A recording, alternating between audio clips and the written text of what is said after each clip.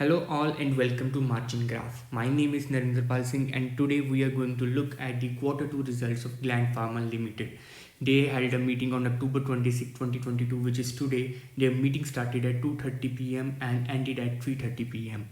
Moving straight away to their financials and results, financials and result in a more presentable way, which is in this part of their board meeting PDF, we can see their revenue stood at 10,805 million, which is down 3% if we talk about year on year, and is up 22% quarter on quarter basis. On half yearly basis, it is again down by nearly 15%. If we look at the total income is again down 2% year on year, 19% up quarter on quarter, and 13% down year on year. So there is a pattern. It is going up in every quarter but down with respect to year on year basis. Same is in EBITDA. We can see EBITDA is down year on year by 15%. And if we talk about EBITDA margins, all EBITDA margins are down on year basis, quarter on quarter basis, and half yearly basis. Same goes for PBT. PBT is down in year basis, up on quarter basis, and again down on half yearly period.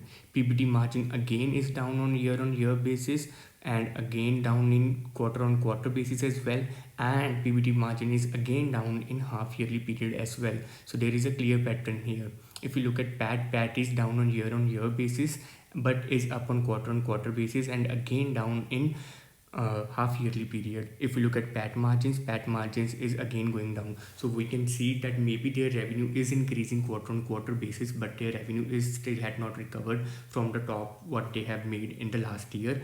And if we talk about margins are constantly falling in their quarter to quarter margins, and as well as year to year margins, both are falling. And we can see here the gross margin of the company remains stable in first half as compared to the same period of previous financial year, but reduced sequentially largely due to the change in geography mix and product mix. So they are trying to up their level in the product mix.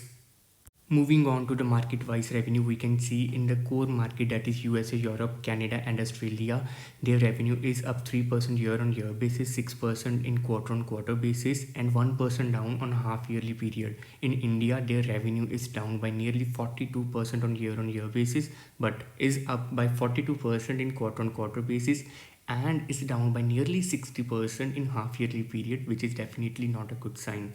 If we talk about rest of the world, it is again down by 3% on year basis, up by 124% on quarter basis, again very good. Total, their revenue is down by 3% year basis and up 22% on quarter basis. The core market accounted for 72% of their revenue, so this is good. Sale to US market is compromise of products sold to both the US customer and as well as Indian customers for the US markets. We can see the rest of world markets accounted for 21% of their revenue. Their total R&D expense for Q2 was 414 million, which is 4% of their revenue.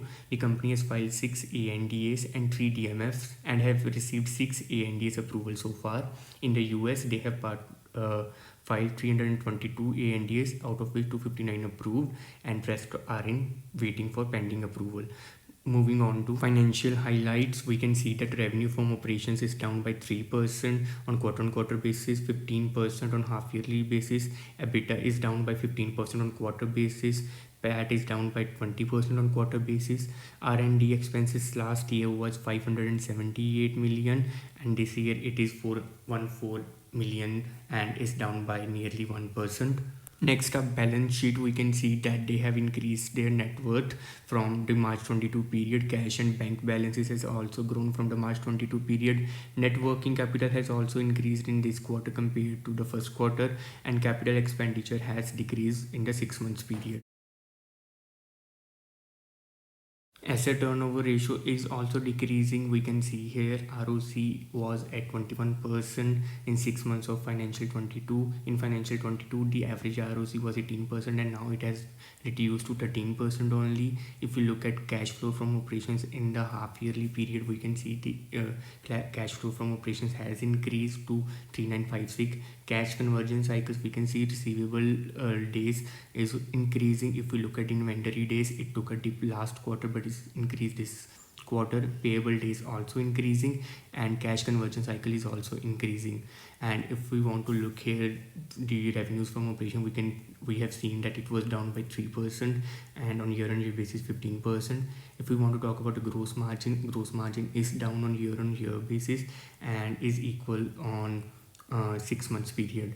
If we talk about EBITDA margin, we can see it is down on year-on-year basis and is down on half yearly period as well.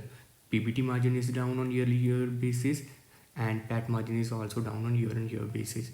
If we talk about the core markets revenue, we can see they have delivered a growth of 3% year-on-year in core markets and a growth of 5% year-on-year in the USA market alone. If we talk about rest of the world, we can see the material supply issues are starting to improve now, and they are ensuring that they build sufficient inventory along with other qualifying alternate supplies, and they did saw a degrowth of 3% in the last quarter. Coming to domestic market, we can see that the India's accounted for 7% of their total sales. Their sales were lower as compared to the Q2 of last year because of the higher base due to the COVID products in that quarter. If we look at growth drivers, China remains a key geographic focus and they are also expanding their penetration in South Africa and Kazakhstan, and they have received first to file for 2 file products, and they are also investing in new manufacturing lines involving microspheres and combi vials, and they are making significant progress in building internal capabilities as well. So these were the results of Gland Pharma. Give a thumbs up to this video and subscribe to the channel.